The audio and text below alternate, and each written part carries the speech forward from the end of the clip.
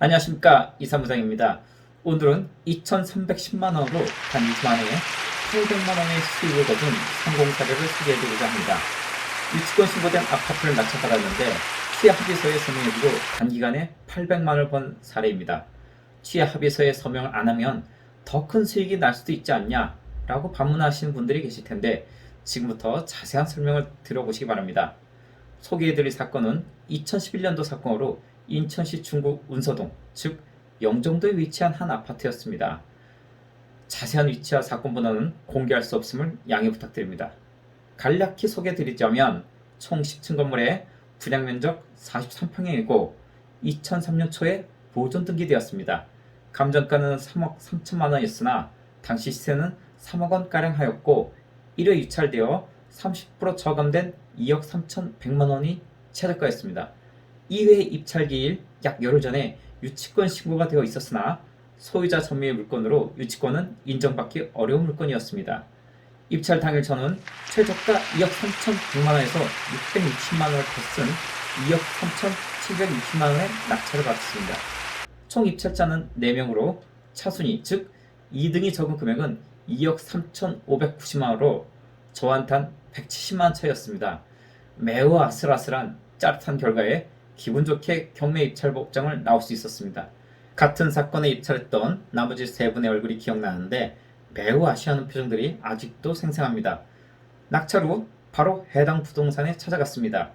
초인종을 누르니 마침 조선족 동포로 보이시는 가사도우미 할머니 한 분이 나오셔서 지금은 소유자분이 없으니 나중에 다시 오시라고 하셔서 명함만 전달해드리고 왔습니다. 눈치를 살펴보니 어린아이들도 함께 있는 듯하고 경매가 진행 중인 상황도 잘 모르시는 것 같아서 경매 이야기는 일절하지 않고 다만 볼 일이 있어서 찾아왔다고만 말씀드렸습니다. 경매를 수차례 낙찰받으면서 보통은 소유자분들이 점유하고 있는 경우에는 경제적 사정이 어려워져 힘든 상황을 많이 목격하게 되는데 이 집은 가사 도우미분을 아직 고용하고 계신 것으로 봐서 여유가 조금 있는 집이구나 라는 생각을 하게 되었습니다. 하루 이틀이 지나고 저녁에 등기부상 명의자인 소유자분으로부터 전화를 받게 되었습니다. 30대 중반의 여성분으로서 간단한 소개 후 남편이라고 주장하는 분에게 전화기를 바로 넘겨주어 통화를 하게 되었습니다. 간략하게 요점은 이랬습니다. 싸게 잘 낙찰받으셨으니 이사비로 2천만 원을 요구한 것이었습니다. 유치권 신고된 금액을 요구한 것처럼 보여졌습니다. 오랜 경험상 전화통화 도중에 배우자라고 주장하는 자가 남편이 아님을 직감하였습니다. 그 이유는 첫째, 말투가 매우 무미건조하고 사무적이었습니다. 소유자인 경우 보통은 자신의 사연을 호소하면서 인정에 기대며 아쉬운 부탁을 하는 것이 일반적입니다. 둘째, 경험칙상 명의는 배우자분 명의라 하더라도 통상적으로 남편 본인이 나서서 해결하겠다면서 본인 핸드폰으로 전화를 한 뒤에 따로 약속기를 잡고 남자끼리 만나 이사비 합의를 하는 것이 통상적입니다. 짐작컨대 경매 컨설팅 업체 직원으로 보여졌습니다. 요구사항을 다 듣고 나서 진짜 배우자가 아닐 것이라 판단하고 그분께 다음과 같이 말씀드렸습니다. 주변에 도움을 주고 계신 분이 있는 것으로 알고 있습니다. 법무사 또는 경매 컨설팅 업체 등으로부터 도움을 받고 있으시라 생각됩니다. 그분에게 이렇게 전해주십시오. 유치권 신고를 하셨지만 인정받지 못한다는 사실을 잘 알고 계실 겁니다. 이렇게만 전해주시면 잘 아실 겁니다. 이렇게 말을 하니 잠시 정적이 흐르다가 말이 잠깐 없으시더니 다시 명의 소유자인 배우자분을 바꿔주어 나중에 다시 연락하기로 하고 통화를 끊었습니다. 며칠 뒤 영종도 한 커피숍에서 소유자이신 30대 중반의 고급스러운 이미지 여성분과 만나 사연을 듣게 되었습니다. 영종도에서 중국 등 여러 나라에 수출을 하는 사업체를 하나 운영 중이시라고 하시더군요.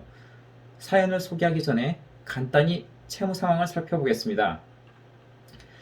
해당 경매 사건 감정가는 3억 3천만 원이었고 등기부등본상 채권액은 은행으로부터 저당권이 2억 5천2백만 원이 설정되어 있었으므로 실제 대출 금액은 약 2억 1천만 원으로 보여집니다. 이후 등기부등본상 다른 채권은 없었으며 경매 신청 채권자가 은행이 아닌 개인으로부터 3,700만 원의 판결문에 의한 강제 경매였습니다. 다른 압류나 기타 채권은 전혀 없는 깨끗한 상태였습니다.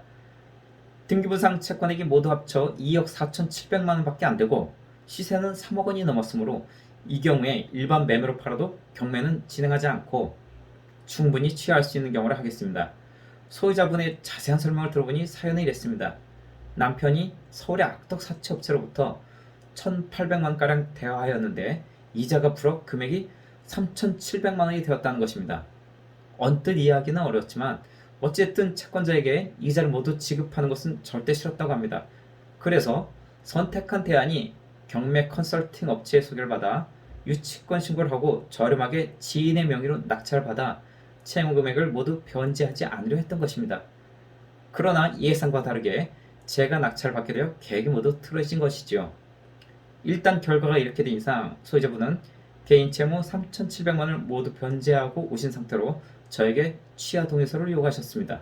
고민 끝에 800만 원의 합의를 보고 취하 동의서를 제출해 주었는데 상당히 큰 금액에 합의하고 입금을 받은 뒤에 소유자분께 따로 소송 절차가 있는데 어떻게 이 금액에 합의를 하셨느냐고 여쭤보았습니다.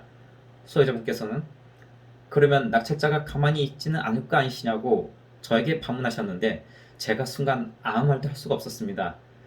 잔금 후 매매를 하면 취등록세 및 양도세 50%, 중개사 수수료 등을 모두 내더라도 단기간에 최소 2천만 원가량의 수익이 예상되는 상황에서 여러분들도 너무 쉽게 포기할 수는 없겠지요.